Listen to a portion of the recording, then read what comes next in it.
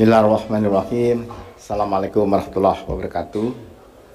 Yang saya hormati Ibu Rektor, jajaran Ketua Ikatan Alumni UI, Pak Didit, dan para pembicara, Pak Wamen, kalau kita, dan para pejabat eselon 1 di lingkungan Bappenas, dan seluruh hadirin dan hadirat yang hadir pada pagi hari ini. Ya, saya kira pagi yang baik ini, saya telah mendengarkan tadi dilaporkan soal diskusi mengenai bagaimana kita akan mencapai Indonesia 2045, dan saya juga telah diinformasikan bahwa Universitas Padjadjaran sudah siap dengan 4 bukunya, dan teman-teman dari Ikatan Universitas Indonesia, alumni Universitas Indonesia juga sudah siap. Wajar kalau dari Unpad dan UI itu mesti contribute di sini, ya. Kalau kita masih ingat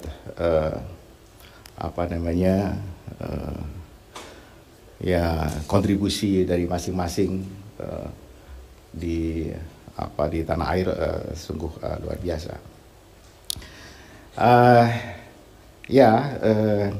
Saya sebenarnya bisa menjelaskan mengenai pertumbuhan ekonomi hari ini, dan sudah menjadi hal yang umum yang kita ikuti beberapa belakangan ini setelah BPS merilis tingkat pertumbuhan ekonomi Indonesia setelah kita berhadapan dengan COVID.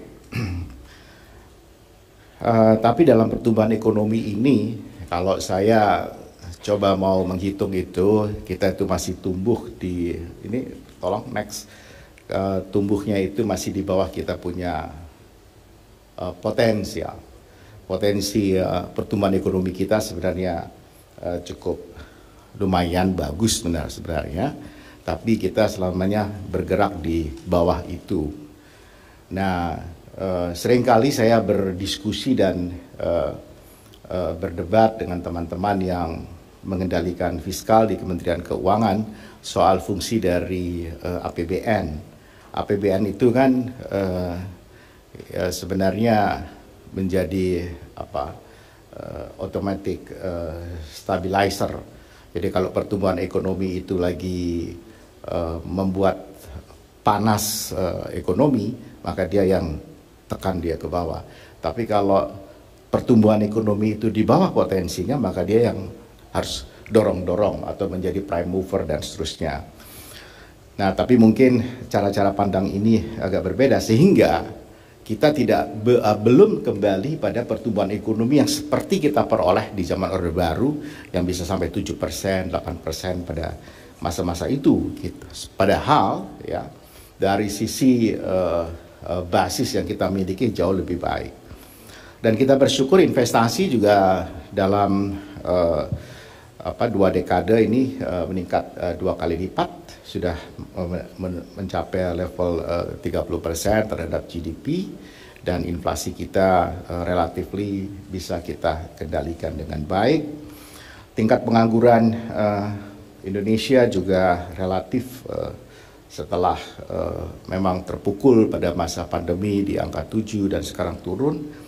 Angka kemiskinan sedikit menurun, dan kita lihat juga kaitannya tingkat kemiskinan dengan tingkat pengangguran terbuka, indeks pembangunan manusia, dan sebagainya.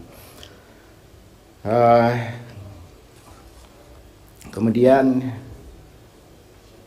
tapi ada satu hal yang saya agak gelisahkan untuk di tahun 2045 yang akan datang. Yang pertama, baik, saya kira bisa diteruskan mengenai pertumbuhan ekonomi global ini. Ibu Winnie ahlinya di sini, meskipun ITB, tapi dia sekarang adalah ekonom, teknik kimia jurusan ekonomi. Jadi Bayangkan ekonomi Indonesia dipegang oleh Ibu Winnie kan, jadinya next kontraksi pertumbuhan ekonomi global, kemudian ekonomi global yang sudah mulai recovery, kemudian tapi tidak semua negara yang mengalami ya. Di Jawa juga sudah seperti ini. Nah, tapi ada yang saya gelisahkan. Saya kemarin ada melakukan pertemuan dengan Kementerian Kesehatan. Karena saya mencoba membuka-buka buku mengenai Bappenas ini sendiri. Sejarahnya itu orang-orang yang hebat. Pak Wijoyo Nitisastro, Profesor Wijoyo, seorang ahli demografi, pendekatannya itu sangat erat sekali dengan demografi. Maka muncul keluarga berencana, pengendalian penduduk, kemudian bagaimana si penduduk itu bermutu, berkualitas, ya sehat dan terdidik. Apa yang dirancang oleh Pak Wijoyo pada waktu itu menghasilkan hadiah Nobel ekonomi yang memperoleh bukan orang Indonesia, tetapi adalah suami istri guru besar di MIT, Banerjee dan Esther Duplo. Dan basisnya itu soal SD Impress. Hanya soal SD Impress, karena para ekonom mainstream menganggap bahwa pendidikan itu tidak menjadi enabler di dalam mendongkrak pertumbuhan ekonomi.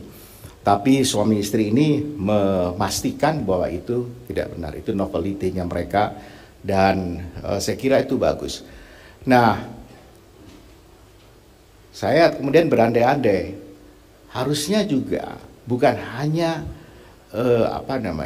bukan hanya SD Impress, tapi juga Posyandu dan Puskesmas.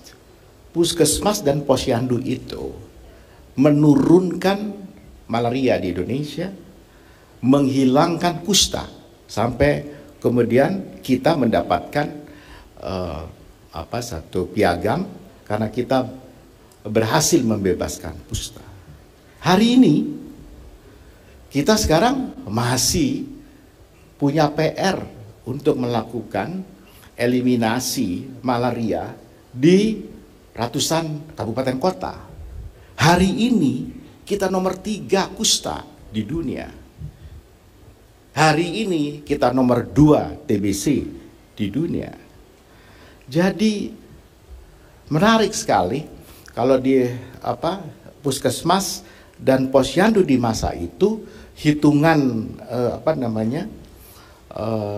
bayi-bayi yang memperoleh makanan tambahan dan juga imunisasi lengkap pada waktu itu hanya 5 ya bahkan, dan sekarang sudah mengarah ke 7 kemudian 12, dan angkanya buat Indonesia hari ini masih rendah untuk imunisasi, padahal kita sudah 77 tahun Indonesia merdeka. Imunisasi bayi, dan itu yang mengantarkan bayi-bayi kita stunting.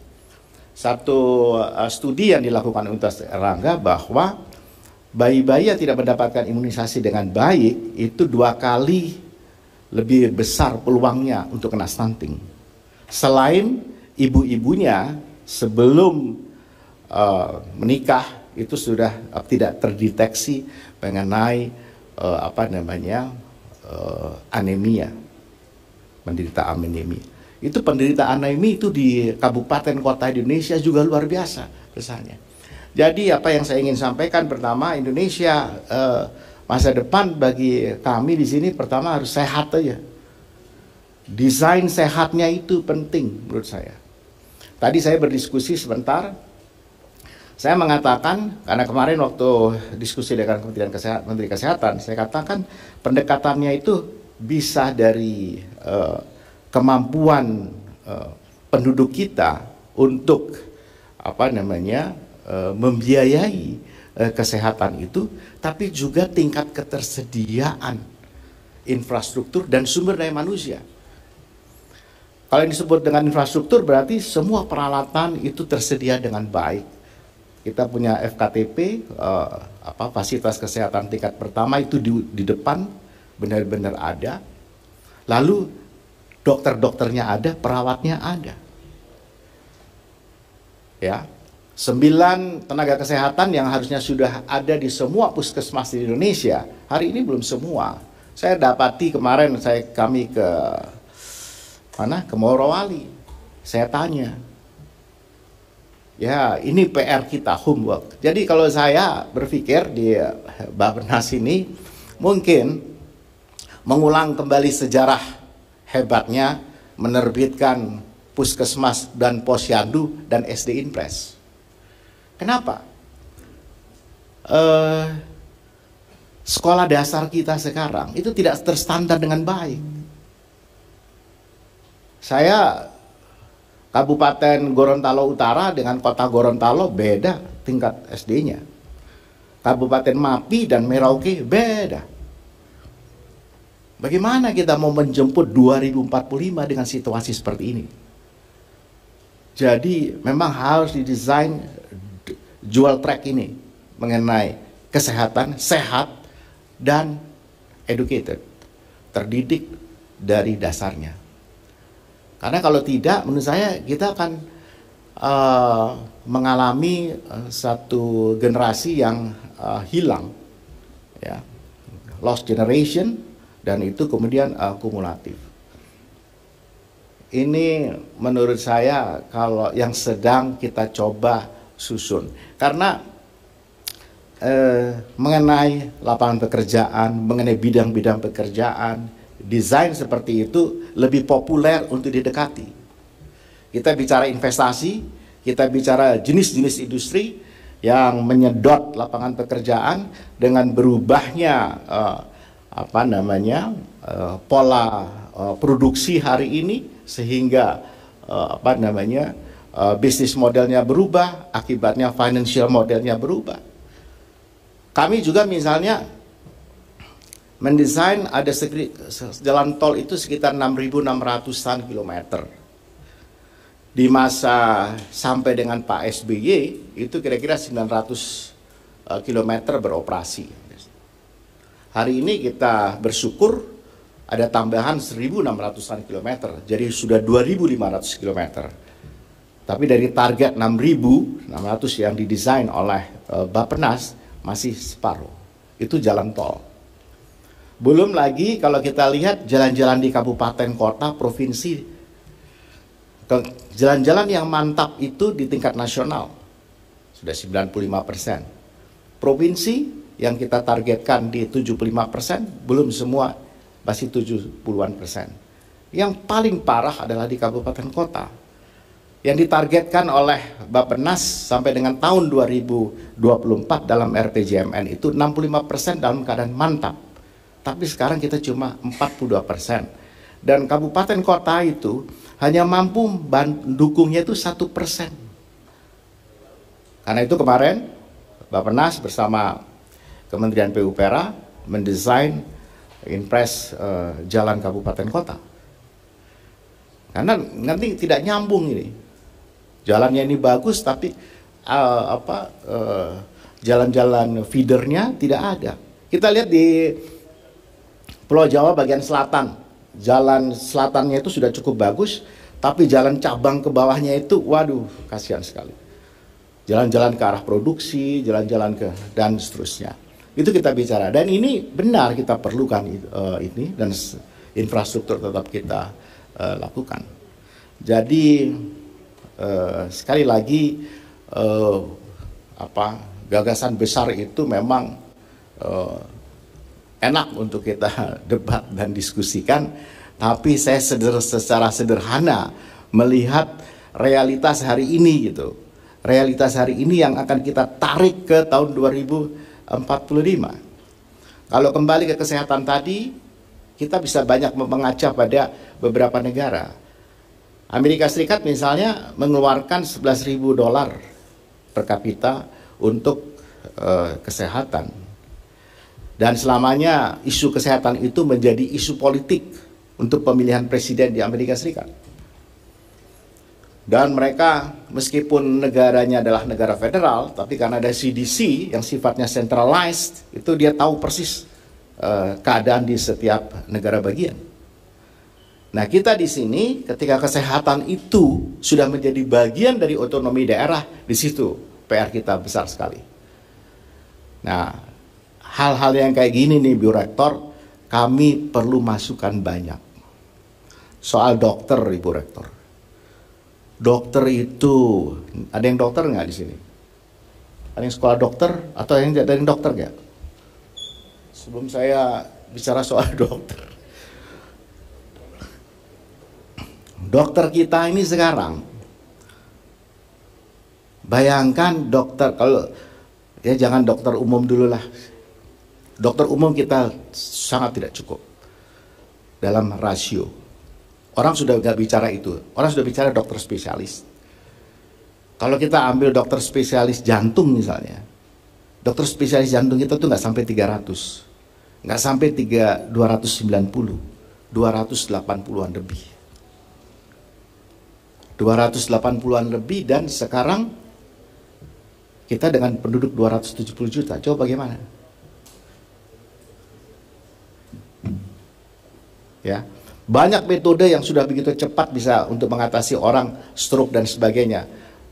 Golden time 4 jam itu harus diantisipasi dengan tindakan-tindakan orang-orang.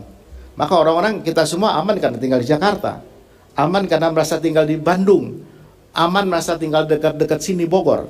Coba sedikit aja keluar di Kerawang gitu, Anda kemudian kena stroke, berpikir 2-3 kali. Ini angka tingkat kematiannya tinggi, tapi angka insidensinya rendah, fatality-nya tinggi gitu.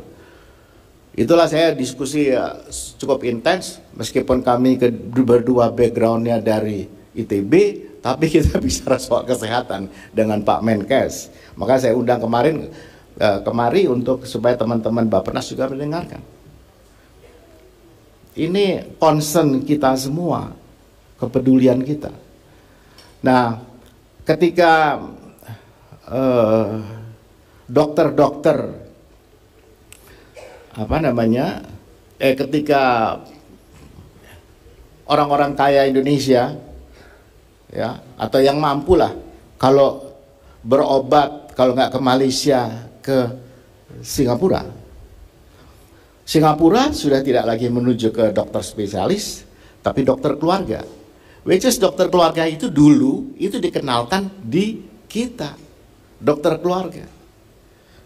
Gitu. Nanti kalau betul perlu spesialis baru.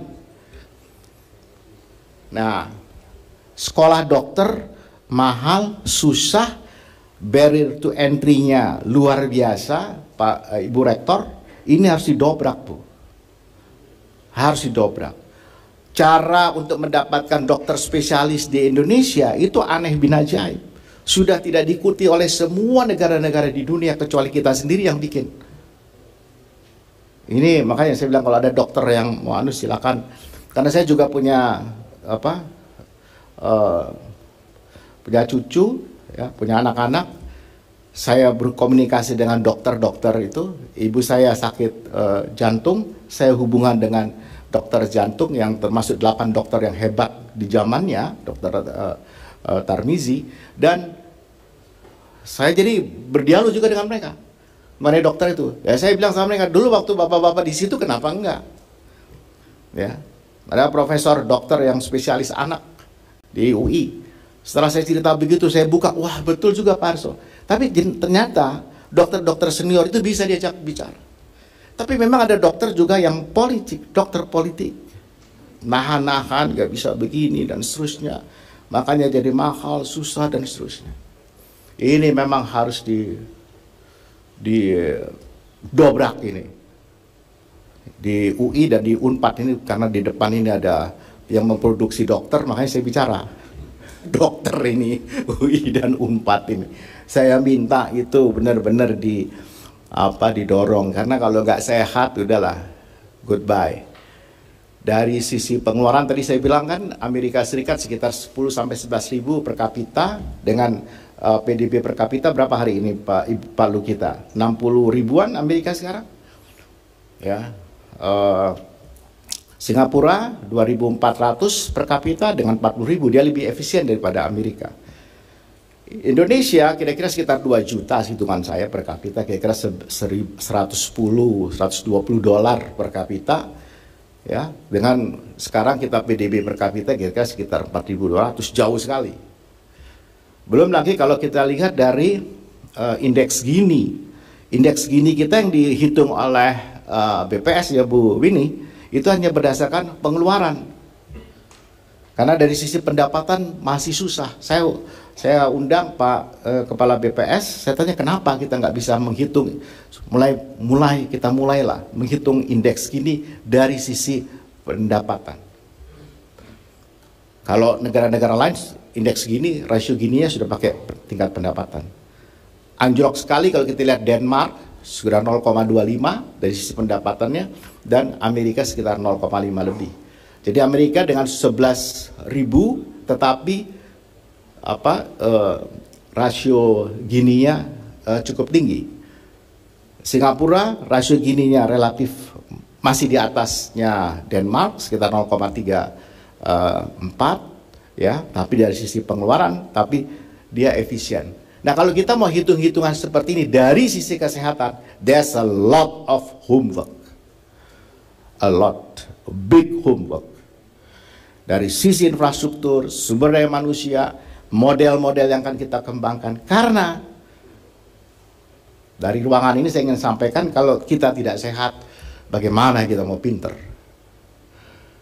Jadi setelah sehat, mesti pinter, cerdas. Nah, cerdas itu kan tidak mungkin langsung jadi mahasiswa. Pertama pasti masuk, sudah mulai dari PAUD, TK, SD, SMP, SMA.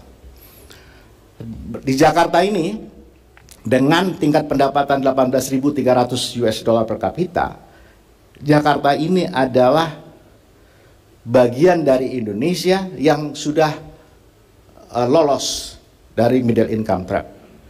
Kalau middle income trap hitungannya di 12 ribuan, dia sudah lolos gitu. 12 ribuan sekarang ya Bu Winnie ya, 12 ribuan ya. Nah, kalau di atas itu baru Jakarta, yang mendekati Kalimantan Timur dan Riau. Yang lain semua di bawah. Jadi kalau kita mau buat Indonesia lolos dari middle income trap, kita lihat Jakarta hari ini. Jakarta hari ini 18.000. Jawa Tengah hari ini jauh, masih jauh sekali. Ya, 1:6 dengan di sini sekitar 3 ribuan US dollar. Jadi dia masih di bawah rata. Karena jumlah penduduknya 3 kali lipat dari Jakarta, kemudian PDB-nya juga lebih rendah jauh dari Jakarta, kontribusinya cuma 13% terhadap nasional, sementara di sini Jakarta 27% terhadap nasional. Jadi tapi kalau kita mau hitung indeks Gini di Jakarta, pasti dari sisi pendapatan, waduh, mungkin 0,6 kali. Luar biasa. Mungkin dari sisi pengeluaran mungkin ada sekitar 0,4 atau 3,8. Jadi itu PR menurut saya untuk 2045, kalau saya boleh memulai diskusi yang tadi sudah dicerita mengenai visi Indonesia 2045. Kita ingin mengenalkan negara maritim yang berdaulat, maju, dan berkelanjutan. Kenapa negara maritim yang berdaulat, maju, dan berkelanjutan? Karena ya posisi kita itu, kalau kata Bung Karno, kita ini adalah jangan melihat pulau-pulau dipisahkan oleh laut, tetapi kita adalah lautan yang luas dan di dalamnya itu ada daratan. Ada pulau-pulau, sambung menyambung menjadi satu. Jadi sayangnya juga kalau kita sudah bicara maritim itu banyak sekali isunya. Saya mau kasih isu yang sederhana saja. Meskipun kita karena kita negara kepulauan yang cukup besar ini, kita punya alur laut Kepulauan Indonesia, ALKI, ya. ALKI 1, 2, dan 3. Itu orang lewat kapal, seenaknya aja lewat situ. Dan memang kita tidak bisa larang, karena itu demi logistik, peredaran logistik di seluruh dunia. Tapi coba apakah kita pernah memikirkan memanfaatkan ALKI itu, bagaimana mengamankan itu kalau soal di maritim. Yang kedua, kalau di soal maritim ini kita bersyukur Kementerian Kelautan sekarang sudah mulai menata wilayah-wilayah perikanan di Indonesia sedemikian rupa dengan baik, dan penangkapan perikanannya itu dengan yang terukur. Kalau dilihat dari sisi potensinya luar biasa besarnya kita punya ikan itu. Tapi kalau kita lihat dari PNBP, kalau fiskal ngitungnya gitu aja, kecil sekali. Ya, ini kita mau naikkannya di atas 1 triliun, Bu Winnie, harus 1 triliun kan PNBP? 1 triliun, padahal ikan kita berapa juta ton, berapa miliar. Tapi PNBP-nya sangat kecil sekali. Jadi ini isunya juga luar biasa, ada geoekonomi, ada pertahanan laut, ada isu laut Cina, dan seterusnya. Jadi negara maritim yang berdaulat, maju, dan berkelanjutan. Nah, ini negara yang tangguh, mandiri, modern, terus tumbuh dengan basis kekayaan sumber daya alam, sosial, budaya, ekonomi, dalam peradaban masyarakat maritim modern. Ini maritim modern itu kan satu kosakata yang harus kita jelaskan, yang inklusif dan sejahtera. Dan saya kira itu saja yang mau saya sampaikan. Ini memang banyak yang bisa saya share di sini, tapi saya agak sedikit karena mungkin bacanya kemarin ini saya baca yang itu semua dan lihat 2045 Indonesia ini terhentak saya karena melihat orang di sekeliling. Karena saya sederhana, begini yang bikin saya menjadi agak sedikit naik pitam, Pak Didit. Saya punya teman, seorang teman saya telah wafat. Entah bagaimana anaknya itu bisa punya nomornya saya. Saya juga agak ngawur. Kenapa begini? Anak ini saya tanyakan di mana tinggalnya. Oh, di Bekasi Timur apa? Di kecamatan, saya nggak perlu sebut kecamatannya itu. Nanti takut lagi orang. Saya bilang kenapa? Dia sebutkan begini-begini, dia menderita kusta. Maka ada seorang direktur di sini, Pak Pungkas, saya minta mengurusinya. Karena seharusnya kalau dia dia kusta, itu langsung negara take over lalu dan seterusnya.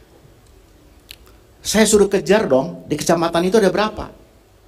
Ada 226 kasus. Itu hanya dekat berapa kilo dari Jakarta.